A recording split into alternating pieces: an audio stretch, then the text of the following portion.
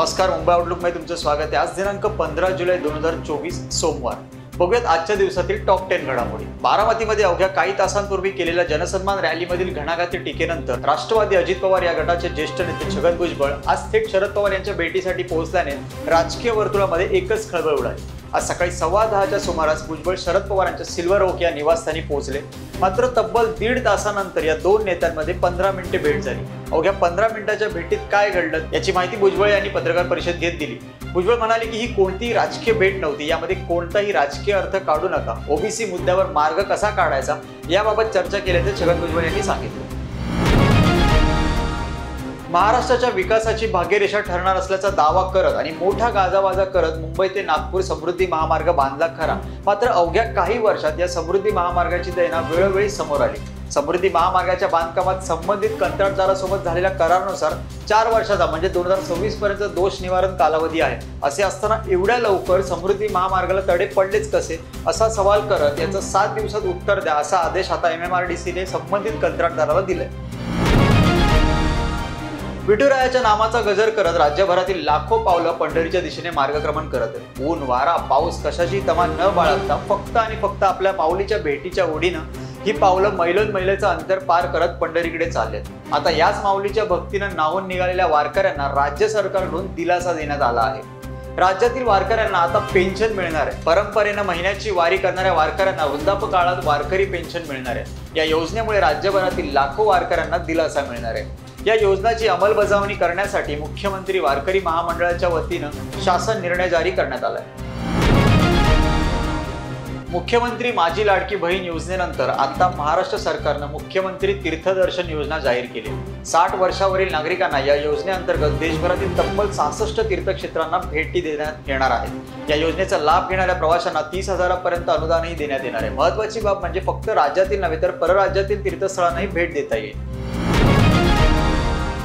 सांगली जिल्ह्यातील पलूस तालुक्यात कृष्णाघाट परिसरात गेल्या 2 दिवसांपासून पावसाचा जोर कायम आहे। यामुळे धरण पाणलोट क्षेत्रात मुसळधार पावसामुळे दुथडी भरून वाहत असलेली कृष्णा नदी पात्राबाहेर पडली आहे। यामुळे 2 गावांचा संपर्क तुटलाय। मागील 24 तासात नदीच्या पाणी पातळीत सुमारे 14.5 फुटाची वाढ झाली।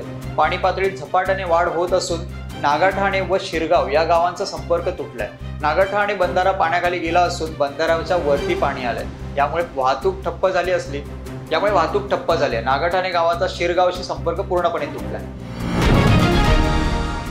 मुंबई उपनगरामध्ये पुन्हा एकदा जोरदार पावसाला सुरुवात झाली। या पावसामुळे सखल भागात पाणी साचण्यास सुरुवात झाली असून अंधेरी सबवे पाण्याखाली गेले। पावसामुळे नागरिक व वाहनांना पूर्व पश्चिम जाण्यास बंदी घातली आहे। पर्यायी मार्गाचा वापर करा असं वाहतूक पोलिसांनी आवाहन देखील केलंय। बॉलिवूड कलाकार आणि माजी क्रिकेटपटू करत असलेले तंबाखूजन्य पदार्थांच्या जाहिराती क्रिकेटचे सामने सुरू असताना मैदानात लावू नये अशी विनंती केंद्रीय आरोग्य मंत्रालय BCCIला करणार असल्याची माहिती समोर येते। अलीकडील काही महिन्यांमध्ये बॉलिवूड कलाकार आणि माजी क्रिकेटपटू धूरविरहित तंबाखू उत्पादन निर्मात्यांद्वारे निर्मित इलायची माउथ फ्रेशनर्सच्या जाहिराती करताना दाखवण्यात येत आहेत। केंद्रीय आरोग्य मंत्रालय भारतीय क्रिकेट नियामक मंडळाला क्रिकेटच्या मैदानावर माजी क्रिकेटपटू आणि बॉलिवूड सेलिब्रिटी करत असलेल्या गुटखाच्या सरोगेट जाहिराती दाखवणे थांबवावे यासाठी विनंती करणार आहे। गेल्या 48 तासापासून सुरू असलेल्या पावसाने सोमवारी पहाटेपासून थोडी विश्रांती घेतली। त्यामुळे नागरिकांना काहीसा दिलासा मिळाला असून रस्त्यावरील साचलेले पाणी कमी होण्यास सुरुवात होते। त्याचबरोबर रेल्वे तसेच रस्ते वाहतूक देखील सुरळीत सुरू आहे। मात्र राज्यात पुन्हा एकदा पावसाचा जोर वाढणार असा इशारा हवामान खात्याने दिलाय। मुंबईसह उपनगराला देखील आज पावसाचा ऑरेंज अलर्ट जारी करण्यात आलाय। त्यामुळे काम असेल तरच घराबाहेर नागरिकांनी पडावं असं आवाहन प्रशासनाच्या वतीने करण्यात येत आहे। कोल्हापूर जिल्ह्यातील विशालगड परिसरात तोडफोड केल्याप्रकरणी माजी खासदार संभाजीराजे छत्रपती यांच्यासह 50 ते 60 जणांविरोधात गुन्हा दाखल करण्यात आलाय। बेकायदेशीर जमाव जमवणे, शासकीय कामात अडथळा निर्माण करणे, बंदीच्या आदेशाचे उल्लंघन करणे आणि सार्वजनिक मालमत्तेचे नुकसान करणे या प्रकरणी या सर्व जणांविरोधात गुन्हा दाखल करण्यात आलाय। वेगवेगळ्या 10 पेक्षा अधिक कलमांतर्गत शाहूवाडी पोलीस ठाण्यात हा गुन्हा नोंदवण्यात आलाय। अर्जेंटिनाने कोपा अमेरिका 2024च्या स्पर्धेत विजेतेपद पटकावले। अर्जेंटिनाने अंतिम फेरीत कोलंबियाचा पराभव करून कोपा अमेरिका ट्रॉफी जिंकले।